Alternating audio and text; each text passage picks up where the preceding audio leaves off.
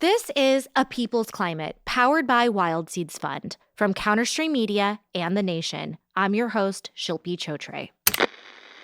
We have been building dams across rivers for thousands of years, as far back as ancient Mesopotamia. Between 1918 and 1962, 4 dams were built along this stretch of the Klamath as Western settlers bent nature to their will, harnessing the river's power for electricity. Last year, Pacific salmon season did not happen at all, and there are fears it may not happen again. Fish need water. Let the river flow. Fish need water. For the first time in 100 years, salmon swimming free in the Klamath River. Several hydroelectric dams had blocked part of the river along the California-Oregon border. These dams are coming down, and it's about dam time.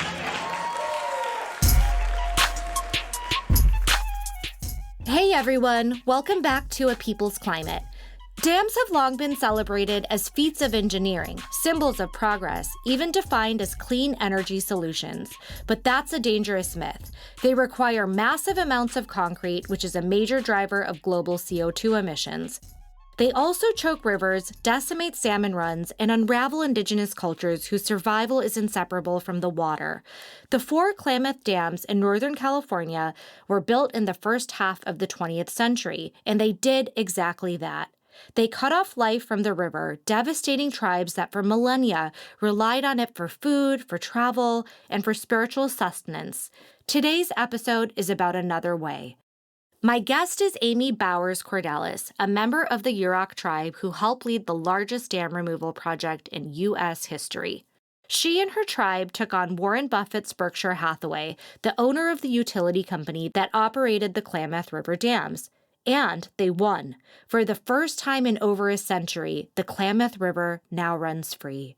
This is a story of environmental restoration, indigenous sovereignty, and the power of fighting for the future by remembering the past. Hi, Amy. Welcome to A People's Climate. I'm so honored you're here. Thank you for having me. I'm honored to be here. Let's get into it. Your family is from the village of Requa, which sits at the mouth of the Klamath River in Northern California. Can you start us off by painting a picture of the beautiful Klamath and how it has shaped you personally? Just imagine a place where water surrounds you in all 4 directions. And then there's just blue, vast ocean in front of you for as far as you can see. And then also the estuary is surrounded by redwoods, and redwoods are some of the oldest trees on the planet. They actually survived the Ice Age, which is really remarkable. And fog is what redwood trees eat. The mist from the ocean, from the clouds, it all sort of combines in this really mystical, union of different ecosystems all meeting in one powerful confluence. And then that's where my people have been since the beginning of time. And the Yurok people have a very special relationship with the environment. Can you tell us a little bit about that?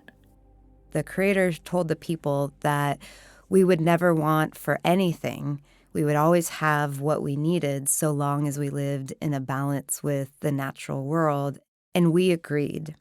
And in that original agreement, we created what I like to call a cultural covenant in which the natural resources and the people, we have duties, we have responsibilities to steward that and to take care of it in times of need. I was raised as a fisherwoman, and that's what I love. I so wish, that my generation could have been the generation where we had a healthy river and bountiful salmon runs, and I could have spent my time, just fishing. But that wasn't our time. There was a very dark moment in 2016 where the lowest salmon run in history returned to the river. It got to the point where the salmon runs were so compromised there was only 1% to 3% of the historical size of the salmon run left. And that small percentage, puts you in a place where you're starting to lose genetic diversity of the run, which means you're headed on a fast track to extinction. And so things got pretty dire right around then. And that was the first year in the history of the Yurok people where we did not fish for salmon.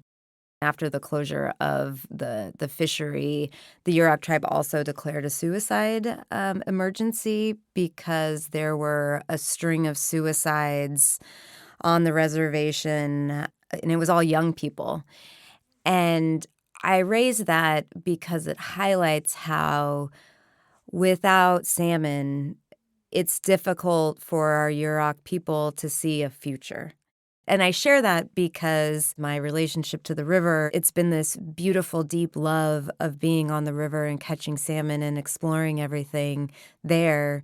But it's also been a responsibility to protect and fight for it. One of the things that I did want to raise as you're talking about the symbiotic relationship is rights of nature. And there are amazing, successful examples of this around the world. The Ganges River is one of 2 Indian rivers that have just been given the same rights as people. In 2008, Ecuador became the first country to enshrine the rights of nature in its constitution, recognizing nature, known as Pachamama, as a legal entity. And right here in California, the Yurok Tribe granted legal personhood to the Klamath River. In 2019, the Yurok Tribe made history by granting the Klamath River legal personhoods through rights of nature. And this is something that I've been following as my family's from India. So when I heard about this, I was like, wow, rights of nature has come here. This is pretty groundbreaking because if you don't know, corporations enjoy full legal protections in the court of law, but there's nothing that protects nature or natural ecosystems. Rights of nature is the closest we've gotten. What does this mean for protecting resources more broadly speaking and applying this really clever legal and cultural framework? The personhood rights was a key element of the overall strategy. Now, why personhood rights are so important is because they expand the scope of legal protections available under the law. So you had mentioned that corporations enjoy personhood rights. And so what that means is the corporation is injured in some fashion, it then has standing to sue whoever harmed the corporation. Likewise, when an ecosystem and when the Klamath River now has personhood rights, it has standing any entity that would harm it. And it's really powerful, the scope of rights of the river. It says things like the river has the right to flow freely. The river has the right to exist. The river has the right to clean water. And that is so powerful. The law is merely a reflection of society's values. We make legal things that we want to uplift. Right? We're capitalists. And so we give corporations standing in order to better protect them. So well right? said. Yeah. And then for rivers, for ecosystems, the country's been focused thus far on exploitation. And so we don't protect them. Yes, exactly. I love how you stated that so clearly. And your family has been protecting this river for more than 170 years. I want to go back to your uncle Raymond Matt, since he played such a key role in securing Yurok fishing rights. Uncle Ray was the ultimate river warrior, and he was the ultimate salmon fisherman. I mean, he was legendary. And the state in 1933 passed a law that outlawed Yurok fishing on the Klamath River, and the state sent game wardens to patrol the river. Your aunts Susan Maston and Diane Bowers speak about this in the PBS documentary series called Tending the Wild. At this point, we're frightened. We're afraid to ride in our cars alone. Whenever we plan a trip to the store, more than one person has to go. We're frightened. We're just scared all of the time. That didn't prohibit my family, who believed that we have that right to fish, that inherent right to fish. And so my uncles kept fishing, but they fished at night, and they continued to fish. And eventually they did get caught. And so that's how Uncle Ray got arrested 19 times. And the wardens were super aggressive with them, as they always were, slamming their faces in the dirt, on the rocks. That happened to Uncle Ray so many times. There was one final arrest. Uncle Ray was called into, the local court, and by now the judge knew him. And the judge said, "Pay me $1 and I'll give you back your nets, and we can drop the charges and go on." And Uncle Ray, without a lawyer, stood up, pounded his fist on the table and said, "I have Indian rights and I will assert them. And I am taking this case to the highest court of the land if that's what I have to do. And I will not pay you $1." Out of that came the California Indian Legal Services.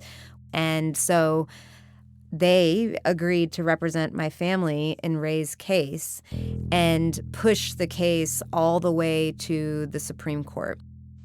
This morning in 71-1182, Matts against Arnett.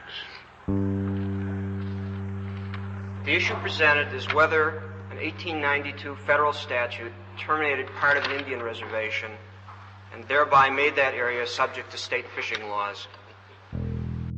Petitioner Raymond Matts is a Yurok. He and his family and his ancestors have always fished along this stretch of the Klamath River, and they have done so with large nets, including gill nets. And there we won. And I think about, for us, continuing to fish was our protest. It was our act of resistance.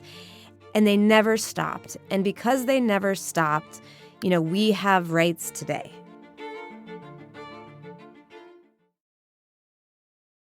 I do want to talk about 2002 because this sort of tees up where the plot thickens. You were in college working as an intern on the river. The largest fish kill in United States history happened.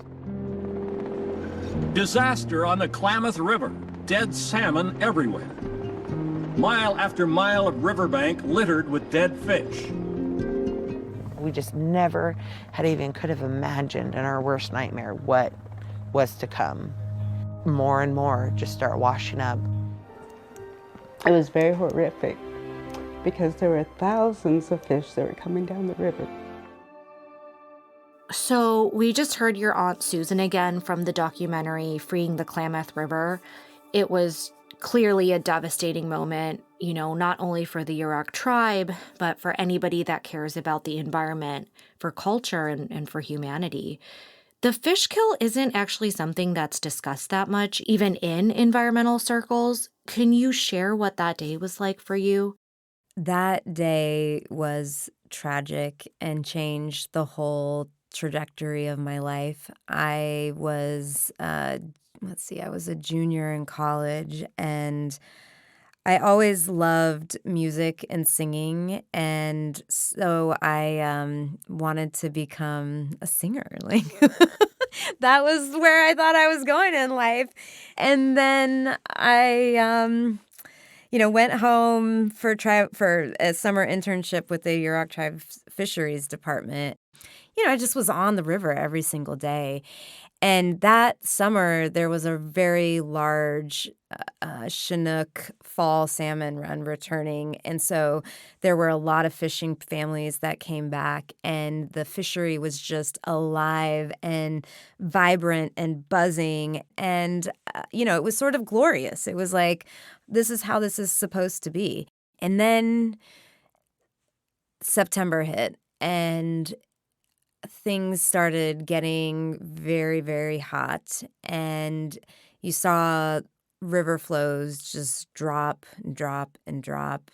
Water temperatures rose, water levels went down, and as a result, a fish disease called ick spread through the entire salmon run and killed somewhere around 70,000 adult Chinook salmon. But when it first started, I'm on the river and I'm watching it, and, people are saying, like, the fish are dying. And what you would see was like a Chinook salmon come out of the depths of the water, grasp for air, like with their mouth open, and then dive back in. And then, not so long after, that same fish would come up to the surface dead. Thousands of them floating in the water on like a 12-mile stretch of the river. So heartbreaking, Amy. Their bodies started lining the banks of the river 3-4 layers deep, and then it just smelled like a war zone. It smelled like death. I mean, you can imagine how one fish rotting smells. Think about 70,000. I mean, this is our sacred river. It felt like there was nothing we could do to stop them from dying. I remember having that feeling, and I was standing in a tribal fisheries boat observing all this. And then it was like I just felt this rush of energy. And it was like my great-grandma, Geneva Matz, kind of moved through me and was just like, it's your turn. And then my next thought was, I have to go to law school to try to prevent this from ever happening again. And that's what I did. And that's why I did it.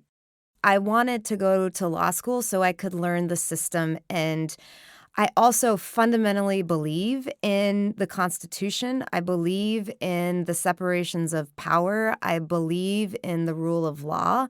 I believe in the decency of humanity and our desire to create a better world and to continue to live on planet Earth. I believe in all of those things. And so I thought, if I go to law school, I can learn all these rules. And then, maybe if we work together with other like-minded people, build a coalition, we can create a different future. That's extremely powerful and foundational to understand. I also want to uplift that less than 1% of lawyers in the U.S. are Native American. So, also about representation, what you've done in this career path you've chosen is groundbreaking for multiple reasons. I want to go back to something that I found really insane in the book. There is a major political angle here, and that's Vice President Dick Cheney, personally intervened to divert water to farmers up the river for votes. There, farmers have turned a desert into green farmland by diverting water from the Klamath. A year and a half ago, the federal government turned off the irrigation water to help endangered fish. Farmers were enraged. They appealed to the Bush administration, which turned the water back on. What did that moment reveal to you about the role of law and power in this country? That moment revealed to me that the Yurok people were still at war with the U.S. government. What the Bush administration did was an act of ecocide against the Yurok people and all indigenous peoples on the Klamath River, because they knew that if they diverted that much water to agriculture upriver, flows throughout the rest of the river would fall lower than they had ever been in history. And all of the federal scientists said, if you do that, you will cause a massive fish kill. They knew that was going to happen, and yet they did it anyways. The decision to divert the water over the objections of scientists, over the objections of, other leaders, demonstrated that the Bush administration did not value Indian rights, indigenous cultures, or the rule of law. Because the Yurok Tribe has senior water rights, we have, federally reserved fishing rights that are the supreme law of the land. And I know Warren Buffett's team came to visit the river, and you were the one that took them. It was really important for them to actually be there in person and see it, not just read about it or look at documentation. You know, they had to breathe the air. They had to witness the colors. They had to see exactly what would be missed. Yes, they did. In 2020, and just think like pandemic, you know, the world is closed down. I had just had my third baby right in the middle of it. And a couple months later, after baby came, I get a call from Frankie Myers, the then Yurok Tribe vice chairman. And it was late summer in 2020. And he tells me that some Pacificor and Berkshire Hathaway executives are coming out to talk about dam removal. And so they get out, they come, they agreed to come, to their credit. We decided, like, it's the pandemic, you can't really meet in the tribal government office. We'll go meet on the river, and specifically we will take them to Blue Creek. And we will let Blue Creek and the river speak for itself. Blue Creek is this magical place in itself. It's crystal clear blue waters. It's the entrance to the tribe's spiritual country. It's also a cold water refuge for salmon coming up the river. And the salmon like to use it as basically a rest stop as they're going up the river. You know, think about how, like, if you're on a highway or freeway and there's those little rest stops, like Blue Creek is one of those for the salmon. And it's just beautiful. So we take the executives there. And I should say, on the way up, we met some protesters that had completely blocked off the middle of the river so our boat couldn't pass, with a sign that said something along the lines of, you know, close the damn deal. It just isn't a salmon, and it just isn't water. It is our livelihood, our culture, our heritage, our customs, and our beliefs of the native people that we are. We stand up for our future generations. Bring our salmon home. You know, and these were activists who had really started the movement with protests through the 2000s, traveling all over the world to stakeholder meetings, protesting and demanding Klamath Dam removal. And bless their hearts, they just worked so hard and were so effective.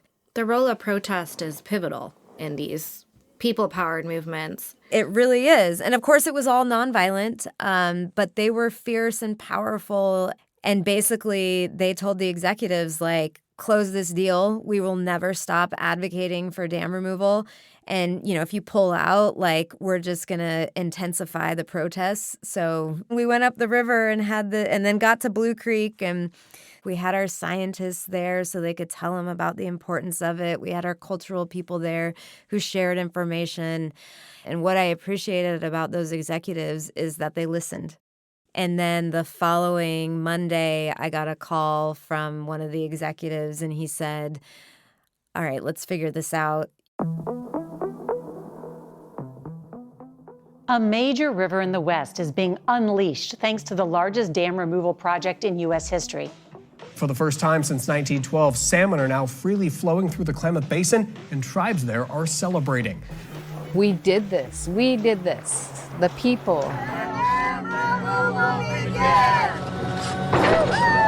We did it with a lot of determination. We're a small tribe. So I guess my parting words would be, we're not damned Indians anymore. We're damned proud of it, and we got our damn fish back.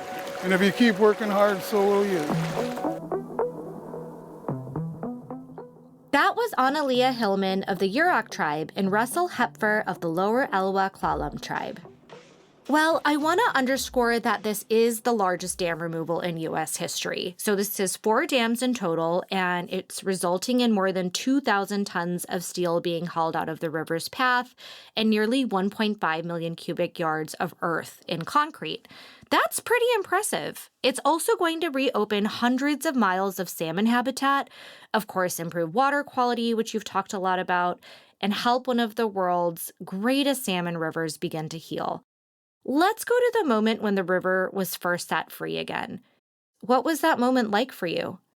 I cried. I cried so hard.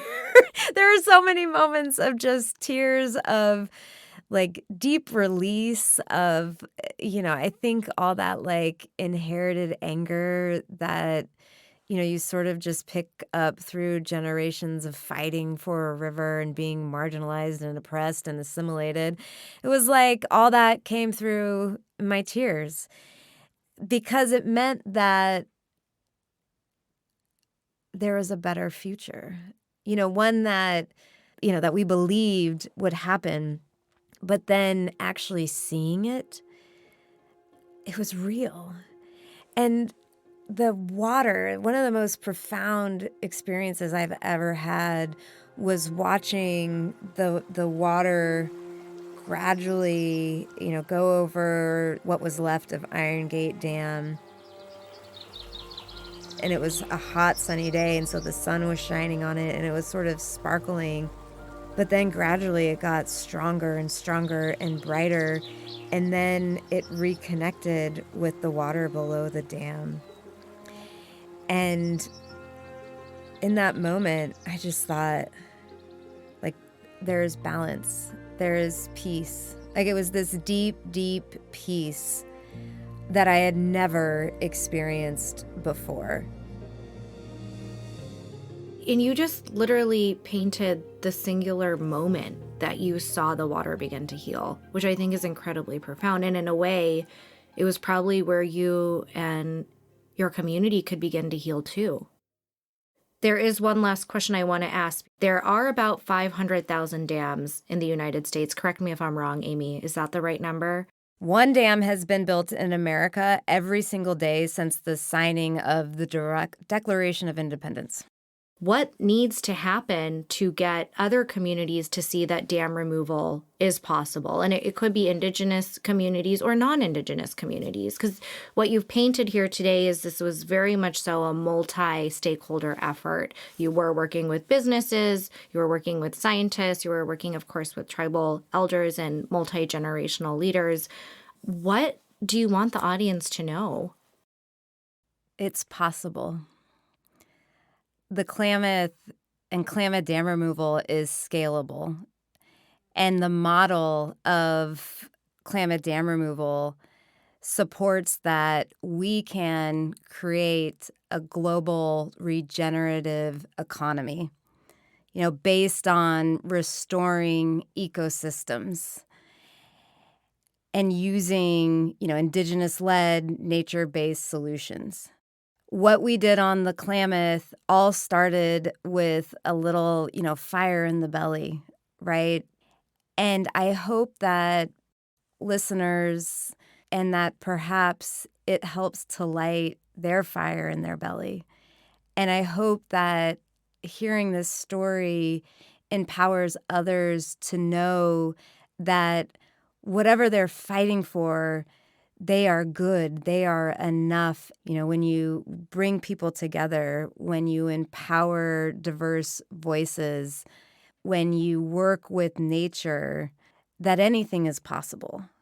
I was just an Indigenous girl who liked to fish. That wanted to be a singer, and here I am, and I still like to sing. And if I can do it, anybody can do it. And I know so many people have deep climate anxiety. They have political, economic anxiety. There's so much that feels out of balance in the world right now. Klamath dam removal shows that we can work together to heal ourselves. That moment of just deep peace that I experienced, I think everybody could experience that when they work towards climate justice. We don't have to continue to just exploit for profit. That will no longer serve us. Let it go, right? And move into our free-flowing future. Well, thank you so much. This is so much a story about memory, how the water remembers, and how the fight that your people have been involved with for generations is leading into a much more balanced future. I'm just really honored to be able to share the story and the good work with you all. Thank you for having me. Walk loud.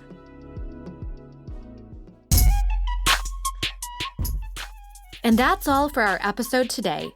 A heartfelt thank you to Amy for joining us and sharing such a powerful story of environmental and cultural restoration.